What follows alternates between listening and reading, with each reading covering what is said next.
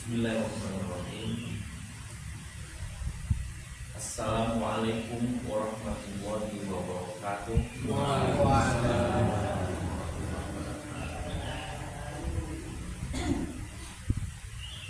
Alhamdulillahilladzi anzala as-sakinata fi qulubil mu'minin liyazdadu imanan ma'a imanihim. Asyhadu an la ilaha illallah wahdahu la syarika lah wa asyhadu anna Muhammadan abduhu wa rasuluhu wa nabiyuhu sallallahu alaihi wasallam. Allahumma shalli wa sallim ala nabiyil karim wa ala alihi wa ashabihi wa man tabi'ahum bi ihsan ila yaumil din. Bapak-bapak, ibu, saudara semua yang dimuliakan Allah Subhanahu wa taala.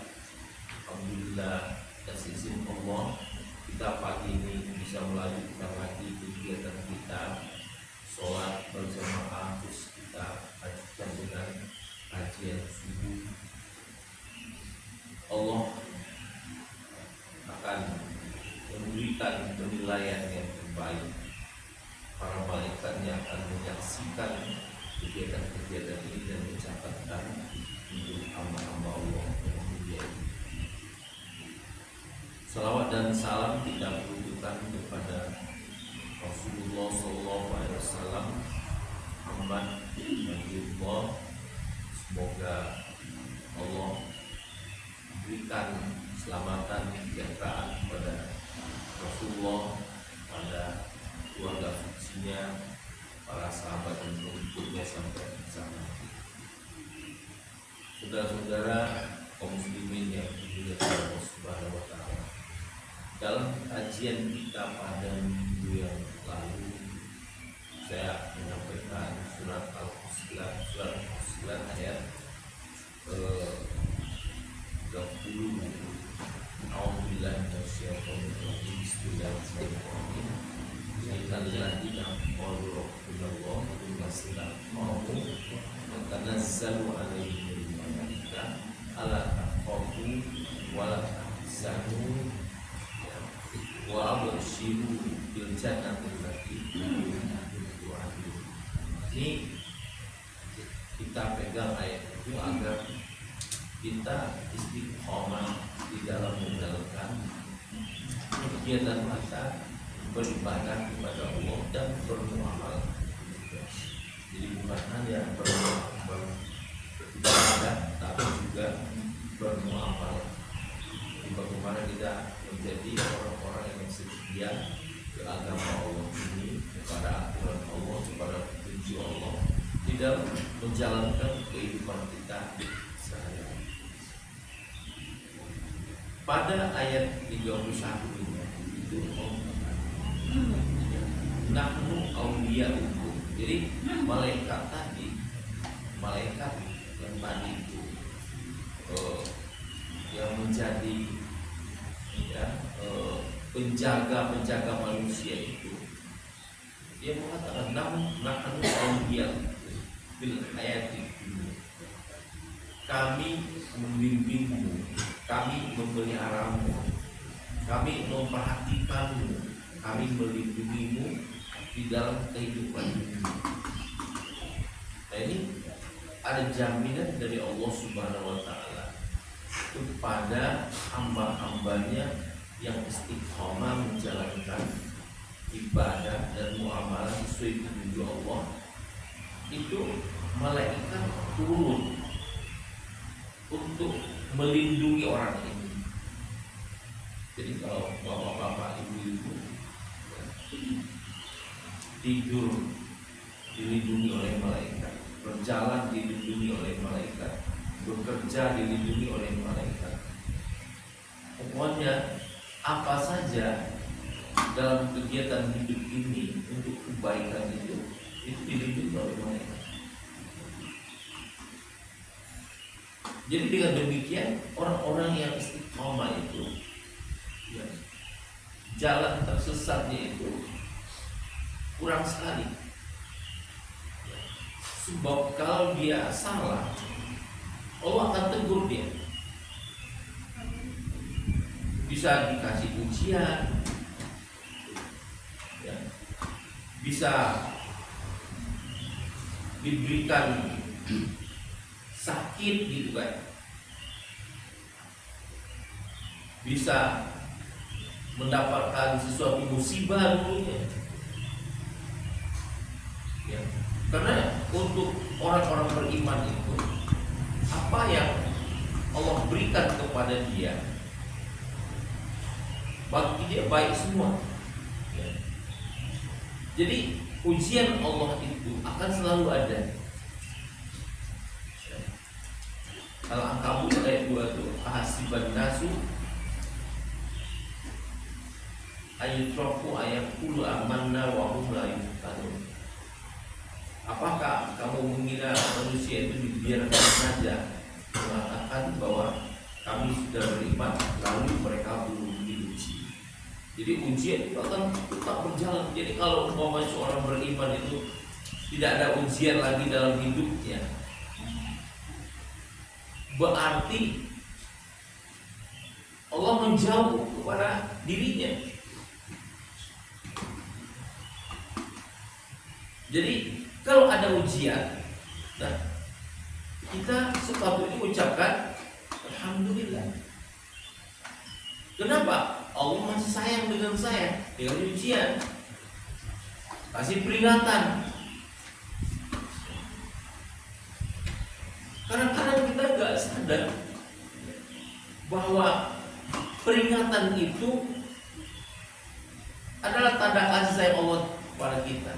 Bisa saja kita terjatuh, ya. Bisa saja kita tertarung, sakit kaki gitu kan. Tapi itu ujian. Nah, jarang orang yang merasakan bahwa apa yang dia dapatkan kesakitan itu suatu ujian dari Allah Subhanahu wa taala. Suatu kasih sayang Allah Subhanahu wa taala. Makanya kita tidak boleh mencemoohkan ataupun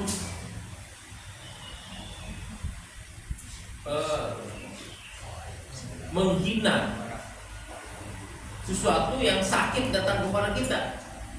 Oh ini karena saya sakit ini nggak bisa ke masjid. Nggak boleh kita bilang begitu. Ya, kalau kita sakit, terima, sabar. Karena setiap penyakit itu akan menghapuskan dosamu, kata Rasulullah SAW. Nah, begini cara berpikir orang beriman. Jadi istiqomah di dalam menjalankan suatu kegiatan ibadah, istiqomah di dalam menjalankan kegiatan muamalah sesuai dengan petunjuk Allah dan Rasulnya. Nah, orang ini turun malaikat mendampinginya. Nahnu awliya'ukum fil hayatid dunya wa fil akhirah. Jadi di dunia ini, bapak-bapak dan ibu-ibu, kalau sudah istiqomah kita, itu malaikat akan membimbing kita kapanpun. Percayalah, gampang saya mengujinya. Bahwanya kita malam ini mau tidur, minta pada Allah, ya Allah, nanti saya bangun jam 4 atau jam setengah 4 atau jam 3. Insya Allah terbangun itu. Ya. Jadi kalau malaikat itu sudah ada di dekat kita begitu, dia akan membangun kita jam segitu. Cuma kadang-kadang kan ada setan yang mendampingi kita gitu ya. Nah, itu yang jahatnya di situ. Kata setannya, sebentar lagi ya Pak. Nah, sebentar lagi itulah yang menyebabkan kita nanti tertidur gitu kata. Nah, itu kerjanya setan. Para malaikat tadi sudah membimbing kita, bangunin kita. Ya. Apapun penyebabnya, bisa kita mau buang air kecil, atau kita memang terbangun, atau kita ada yang sakit oleh kita gitu. Pokoknya kita ada terbangun aja. Ya. Tapi suara-suara setan ya tentu tidak bisa dihindari. Dia juga menggoda kita. Tapi yang jelas bapak-bapak dan ibu-ibu, malaikat itu akan melindungi kita fil hayati dunia wa fil akhirah. Di akhirat, mulai kita meninggal, sebelum meninggal, itu malaikat itu terus mendampingi. Tapi ingat bahwa sesungguhnya juga setan mengganggu, sehingga orang apabila dia sakaratul maut itu tetap tuh ada malaikat dan setan itu mengganggu dia. Setan mengarahkan dia untuk tidak bisa mengucapkan la ilaha illallah. Ya, malaikat membimbing dia agar dia mengucapkan la ilaha illallah. Man akhir kalam dia bila ilaha illallah yadkhulul jannah. Itu kata Nabi bahwa sesungguhnya kalau orang yang akhir hidupnya itu diakhiri dengan ucapan la ilaha illallah, masuk surga. Makanya dipastikan ibu dan bapak-bapak, kalau ada saudara kita mau meninggal, teman kita, anak kita, orang tua kita, istri, suami, kalau dia sedang sakaratul maut itu jangan ditinggal-tinggal. Pastikan dia bisa mengucapkan la ilaha illallah. Kan gampang, tetapi susah. Ya. Jadi ada, saya membaca satu orang yang di rumah sakit Islam dulu, pembimbing rohani. Jadi kalau orang mau meninggal dunia itu dia bimbing. Jadi dicatatnya, kata dia, dari 1.000 orang yang dibimbingnya untuk mengucapkan la ilaha illallah hanya 8 orang yang bisa. Dan bayangkan oleh bapak-bapak, ibu-ibu yang berobat ke rumah sakit Islam itu sudah orang-orang baik itu. Orang-orang jahat, kamu nggak tahu masuk Islam kita pergi ke Solomon sana atau ke rumah sakit keluarga atau Siloam atau apa gitu. Jadi kalau orang-orang sudah dekat kepada Allah, beriman atau orang Muhammadiyah, ini rumah sakitnya ke rumah sakit Islam saja gitu kan. Nah, orang yang sudah datang ke rumah sakit Islam saja, ya, itu dari 1.000 orang, cuma 8 orang yang bisa mengucapkan la ilaha illallah.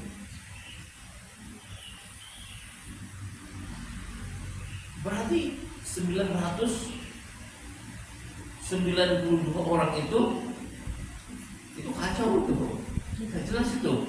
Ya, kalau yang 8 ini, ya jelas itu dia tempatnya di surga gitu kan. Setiap 1.000 yang 8 itu sudah orang yang Islam yang punya ikatan dengan rumah sakit Islam itu untuk berobat ke sana. Nah, apalagi kalau kita nggak biasa mengucapkan la ilaha illallah itu, biasa-biasakan tidur kita ucapkan la ilaha illallah ya. Halilnya itu la ilaha illallah. Disering-seringkan begitu kan, supaya jangan sampai nanti bapak-bapak ibu nggak bisa mengucapkan itu ya. Jadi ibu-ibu dan bapak-bapak, istiqomah ini akan membawa orang hidup di dalam lingkungan dan di bawah naungan para malaikat. Di dunia, kalau dia berdagang, dia akan menjadi pedagang yang lurus, tidak akan mau nipu-nipu orang. Kalau dia jadi pejabat gitu, dan dia juga akan menjadi pejabat yang lurus. Bakal nyuruh orang bayar untuk jadi pegawai negeri gitu kan, ya, di palaknya orang gitu ya, orang naik pangkat dipalak juga gitu kan. Nggak mungkin itu orang yang sudah dilindungi oleh malaikat itu. Dia akan mempermudah, kata Rasulullah, yasiru wala tu'asiru, permudah urusan orang, jangan mempersulit urusan orang. Biasakan ibu-ibu dan bapak-bapak dalam semua kegiatan kita, biasakan mempermudah urusan orang. Jangan kita mempersulit urusan orang. Karena sudah menjadi tabiat dari banyak orang di Indonesia ini untuk mempersulit urusan orang. Kadang-kadang di Muhammadiyah pun persulit itu urusan orang, nggak boleh. Kalau mau ngurus Muhammadiyah, mudahkan urusan orang. Jangan mempersulit urusan orang. Kalau orang-orang mau persulit urusan orang lain itu tidak disukai oleh Rasulullah yang yasin wala tu'asir. Mudahkan urusan orang, jangan disulitkan urusan orang. Jadi kalau kita memudahkan urusan orang, Allah akan mudahkan urusan. Makanya kita menjaga segala sesuatu, termasuk yang paling kecil pun yang kita jaga itu lidah kita. Karena Rasulullah SAW dalam suatu riwayat ya, yang diriwayatkan oleh Ibnu Majah, ya, itu ditanya oleh seorang sahabat ya, apa yang bisa menjadikan aku untuk tetap ya, menjadi orang yang baik di dalam pandangan Allah sampai akhir hidupku. Kata Rasulullah ya, amantu billahi wastaqim. Katakanlah aku beriman kepada Allah, kemudian istiqomah. Terus orang ini bertanya lagi, apa yang bisa mencelakakan aku? Kata Rasulullah ya, dikatakan pegang oleh Rasulullah lidahnya, bilang ya, ada lidahmu.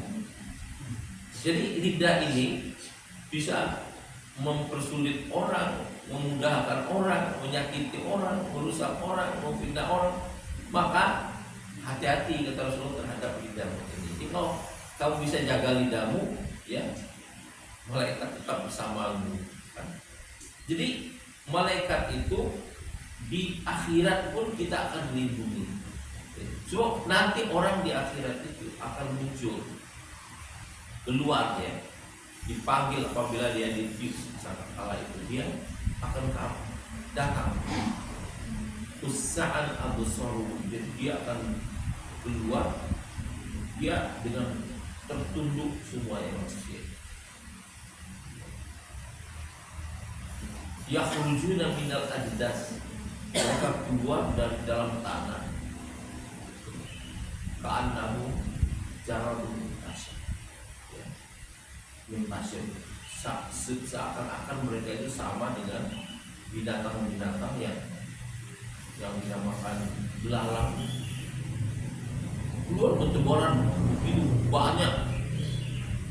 Nah, mutma'ina ila dah, mereka dengan ketakutan itu ngikutin apa saja perintah malaikat gitu ya. Yang kul kafiru hadza yaumun nasir. Orang-orang kafir mengatakan bahwa ini adalah hari-hari yang sangat menyakitkan, yang sangat sulit.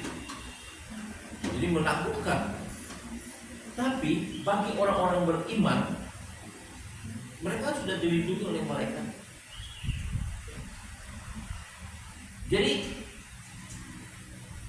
di situ ya, ala takhafu, kamu nggak perlu takut kata malaikat.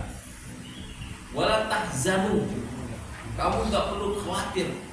Mereka melindunginya. Jadi ketika orang kesulitan,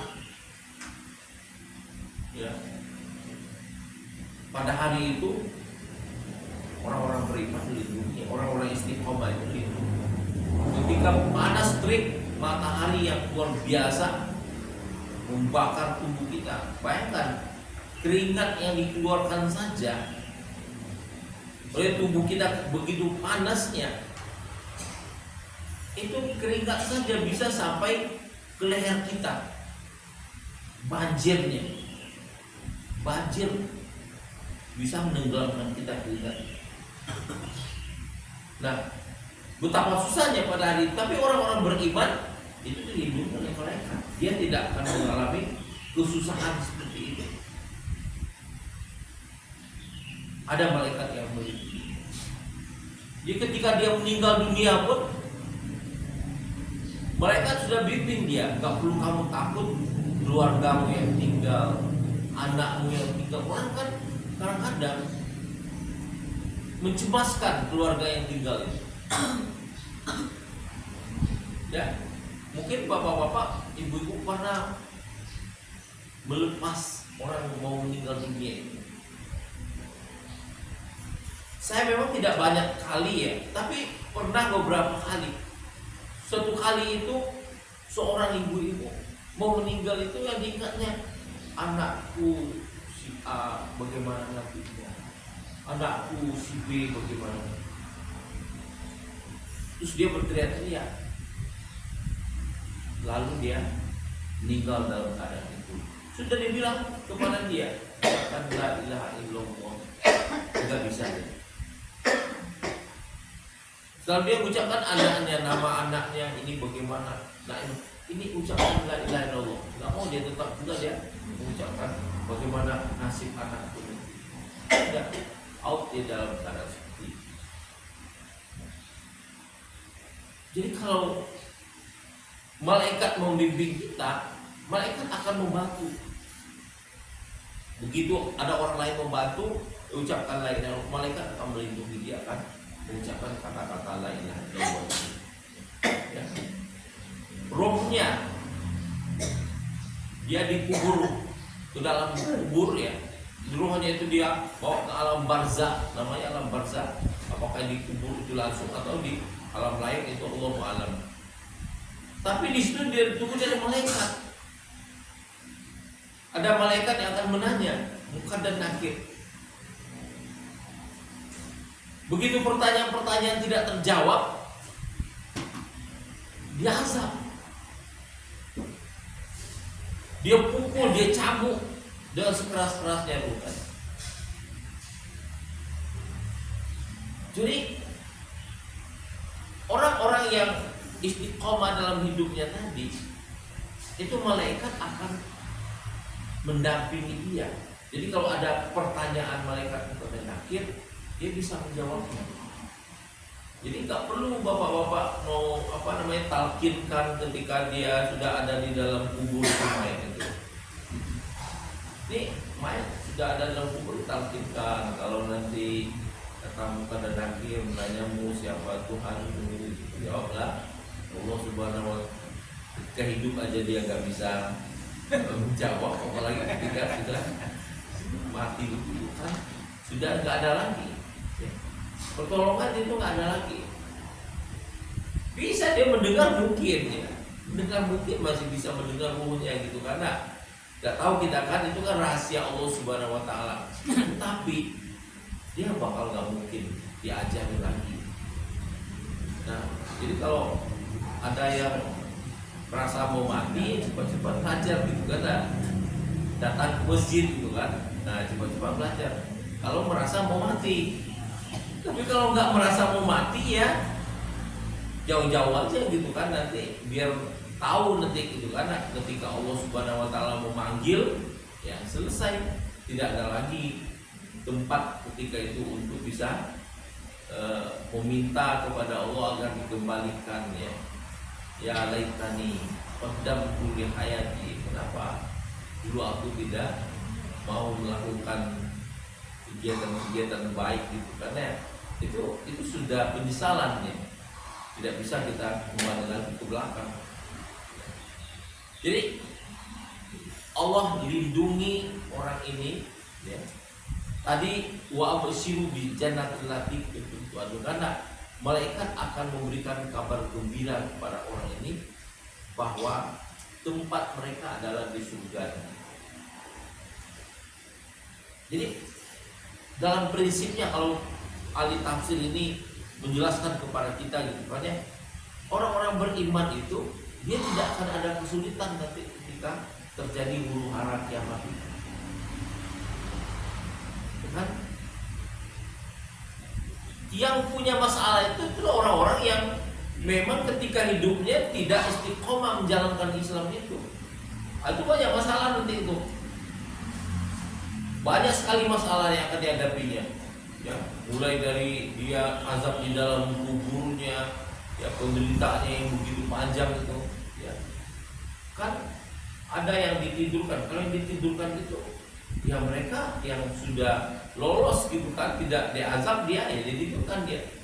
Kan ketika hari kiamat datang itu, kenapa kami bangun? Atau yang sudah sudah diazab sekian lamanya, kemudian dia boleh ditidurkan dulu, nanti dia diazab lagi, bangun-bangun diazab lagi. Nah ini kita tidak mau, ya ibu-ibu dan bapak-bapak nih yang sudah ngaji-ngaji ini, jangan sampai kita mengalami hal seperti itu deh. Jadi kita bagaimana menjalankan hidup ini sesuai perintah Allah Subhanahu wa taala, istiqomah di situ. Walakum fiha ma tastahi, ya kata Allah Subhanahu wa taala. Kamu nanti di dalam surga itu akan mendapatkan apa sih yang kamu inginkan. Walakum fiha ma tad'un. Ya. Jadi apa saja yang menjadi keinginan kita. Keinginan itu kan sudah ada dalam diri kita ini. Itu Allah wujudkan. Ingin apa? Pak Ishak ingin istri cantik, keluar dia tuh bidadari itu gitu kan? Nah, karena Allah bilang wa zawajnahu bi hurin in, ya dalam tur itu kami nikahkan mereka itu dengan bidadari yang sangat cantik jelita. Ya, jadi kalau di dalam surat Al-Waqiah itu disebutkan urban ansroba, ya. Jadi sangat cantik, sebaya, ya, dan perawan-perawan semua. Nah jadi bakal kalah ibu-ibu. Tapi ibu-ibu ini kalau dia patuh kepada Allah, istiqomah, dia akan jadinya rajanya bidadari nanti. Jadi dia tidak akan memarahi suaminya nikah dengan bidadari itu. Malah dia yang suruh itu tambah bidadari lagi gitu. Nah, kalau di dunia enggak. Kalau di dunia kalau suaminya bilang mau kawin saja udah kiamat dia. Tidak ada ampunnya itu. Jadi silahkan nikah, tapi tinggalkan saya katanya. Itu boleh nikah tapi tinggalkan dia, itu namanya tidak ikhlas loh. Yang ikhlas itu silakan ini saya carikan gitu, karena baru ikhlas namanya itu. Ya seperti Sarah gitu ya, istri Nabi Ibrahim, itu baru ikhlas gitu. Jadi ibu-ibu dan bapak-bapak, apa yang menjadi keinginan kita Allah datangkan, ya. Ingin di dalam hati kita, atau apa yang kita mau doakan kepada Allah, yang kita minta. Tadi yang kita inginkan itu ingin saja sudah tidak ada ya. Ada memang kita mau minta khusus gitu kan, itu juga Allah kasih. Allah yang mengasihi kepada kita, ya. Jadi orang mau punya kendaraan dikasih oleh Allah Subhanahu wa taala. Seperti apa kita nggak tahu itu kendaraan di akhirat itu nanti. Ya. Orang mau punya pakaian yang bagus, Allah kasih pakaian yang bagus. Jadi semuanya akan dinikmati oleh orang. Kalau mereka senang, wa faqihina, ya bima atahum rabbu. Mereka sangat senang sekali, gembira apa yang Allah berikan kepada mereka, ya. Wa waqahum rabbuhum azabal jahim. Allah telah menjaga mereka dari azab yang menyusahkan, azab neraka jahanam. Mereka diberikan makan, minum, kulu washrabu hani'an. Makanlah, minumlah dengan sesuka-sukanya. Makanan macam-macam, ya. Apa saja jenis makanan itu ada. Mau buah-buahannya ada. Wa'amdak nahum ya, bifakihatin walah mimma yastahun. Kami berikan kepada mereka itu buah-buahan yang sangat enak sekali rasanya. Di macam-macam buah-buahan yang ada di dunia ini nanti akan ada lagi di sana. Ada. Ya. Jadi apa yang enak ya, kalau kita enak durian itu akan tidak akan kan duriannya Allah Subhanahu wa taala susahnya gitu karena ya. Jadi surga juga akan luar biasa. Nah, daging ya, yang bagus-bagus itu ada, yang lembut, yang enak itu Allah kasih. Ya. Jadi Allah memberikan itu ya, apa yang enak bagi manusia itu Allah kasih kepada dia. Tapi di dunia dia mesti istiqomah. Ya. Ibadahnya mesti istiqomah. Ini kan kita kadang-kadang datang berjamaah, kadang-kadang nggak datang. Ya. Kalau nggak datangnya sekali-sekali itu mungkin lagi turun banget ya. Nah, itu bisa dimaafkan lagi kan ya. Tapi kalau dalam satu hari nggak pernah datangnya cuma 1 minggu sekali saja, atau ketika pengajian saja, atau ketika Jumatan saja datang, tambah dengan ada pengajian, rugi. Itu namanya kita nggak istiqomah. Istiqomah itu ya kita jaga puasa sunnah kita jaga sholat malam kita jaga ya sholat witir kita jaga sholat duha kita. Kemudian kita berinfak secara teratur, berbuat baik ya secara benar. Kemudian kita jaga lidah kita. Nah, itu baru kita akan menjadi orang-orang yang dilindungi oleh malaikat tadi. Ini orangnya istiqomah, menebar kebaikan kemana-mana deh. Nah, ini namanya istiqomah.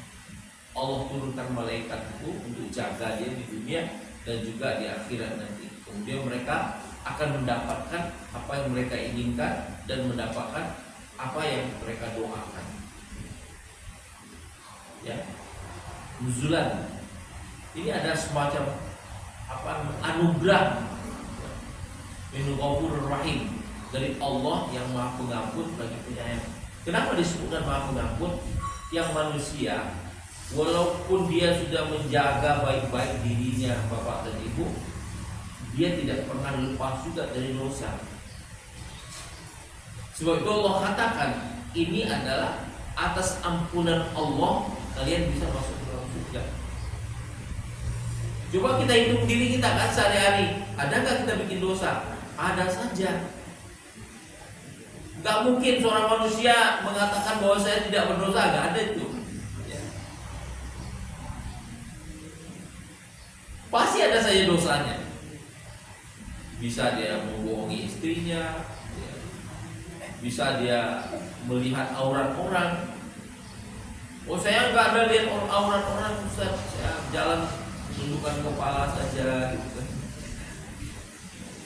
Apa benar gitu kan? Nah. Kemudian kita melihat HP, nggak boleh lihat HP ya, kita masa sih nggak boleh lihat HP kan? Tapi di HP itu ya kita lihat apa yang kita cari, tapi muncul sesuatu yang tidak kita cari. Kan ada orang di situ, ada macam-macam. Nah itu kan dosa. Jadi ada saja yang menyebabkan manusia itu berdosa.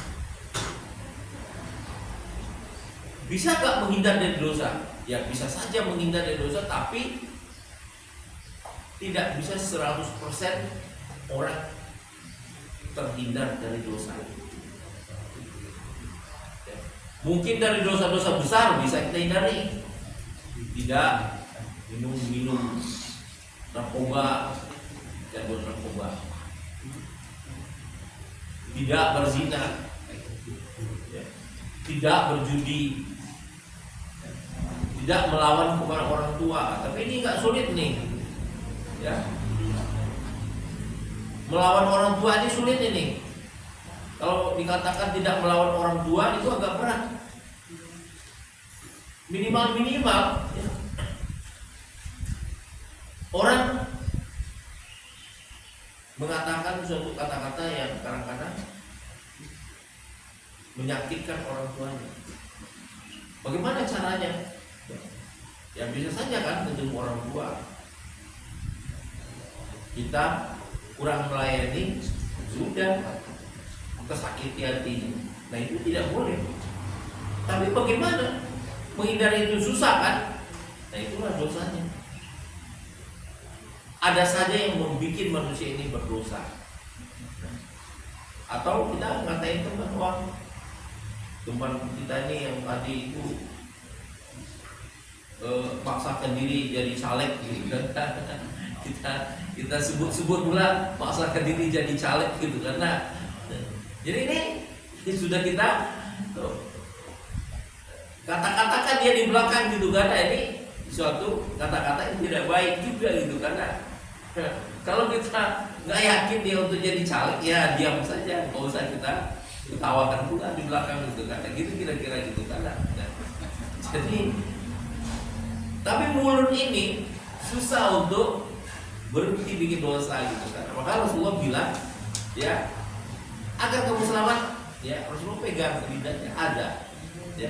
Jadi jaga ini kata Rasulullah, dijaga lidah Anda supaya Anda selamat ya. Agamamu selamat, dirimu selamat. Jadi ibu-ibu dan bapak-bapak, Allah Maha Pengampun. Nah justru itu Allah Maha Pengampun. Maka wabil ashari hum yastaghfirun.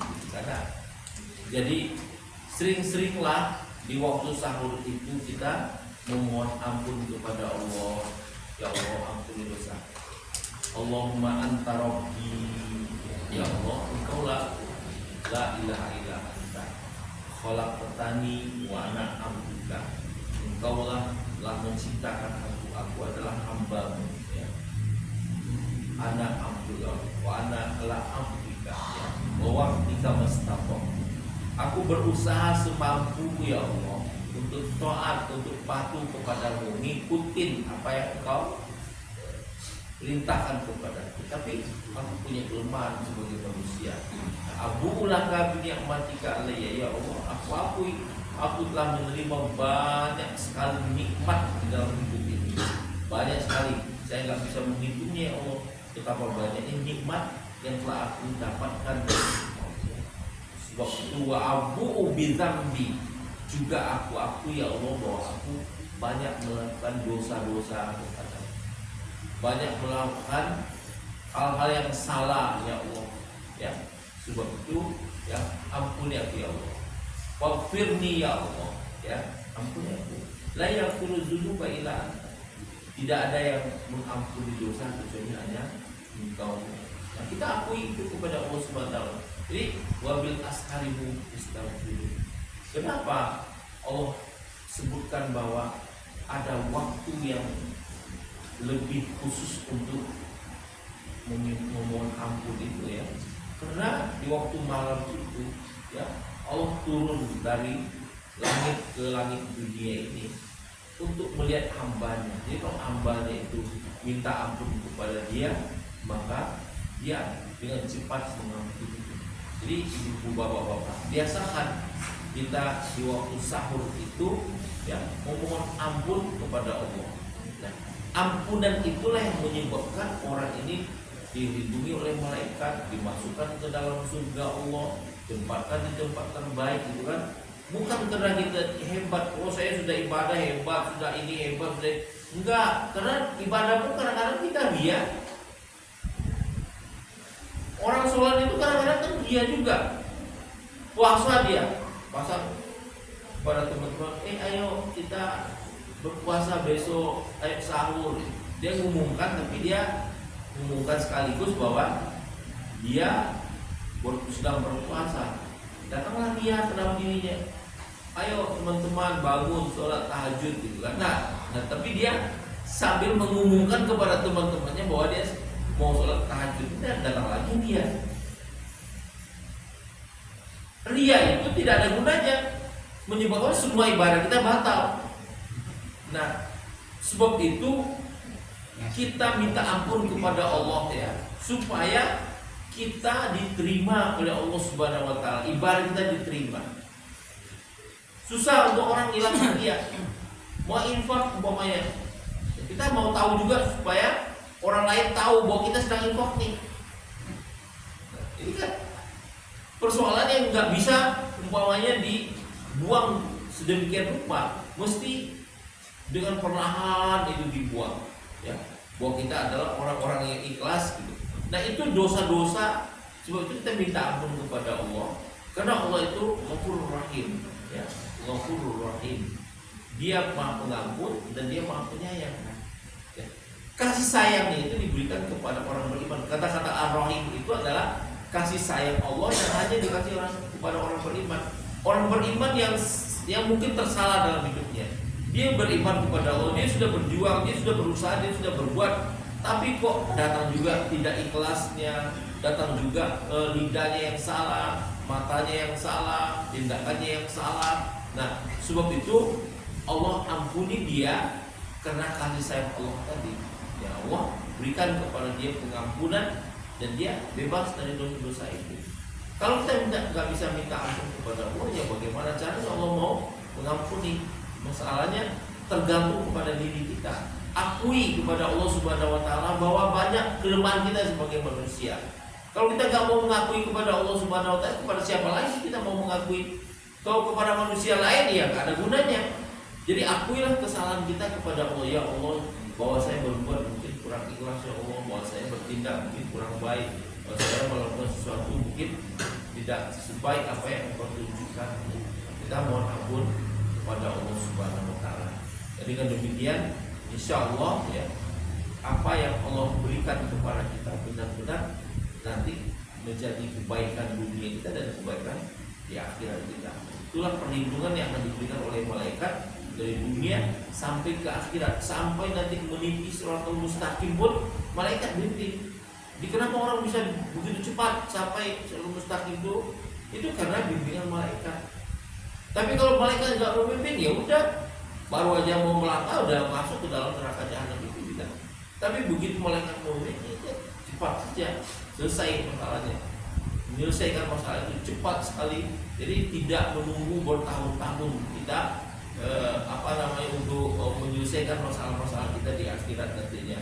Malaikat memimpin dengan cepat kita bisa. Makanya kita Allah mahasibna hisab yasir. Doakan kepada Allah, ya Allah, hisab aku dengan hisab yang paling gampang. 2 menit saja selesai semuanya. Ya, tidak mengalami kesulitan gitu kan ya. Ibu-ibu dan bapak-bapak ya, marilah kita kembali untuk membaca ya, bapak-bapak ibu baca surat Fussilat itu ayat 30, ayat 31, ayat 32 ya, dan renung-renungkan surat Fussilat surat 41. Jadi renung-renungkan, baca, renungkan ya, supaya kita dapat merasakan bahwa perlu istiqomah itu kita jalankan di dalam hidup ini, dan bagaimana kita membuktikan di dalam kehidupan kita bahwa kita memang beristiqomah menjalankan ibadah dan muamalah kita. Demikian saja, semoga bermanfaat bagi saya.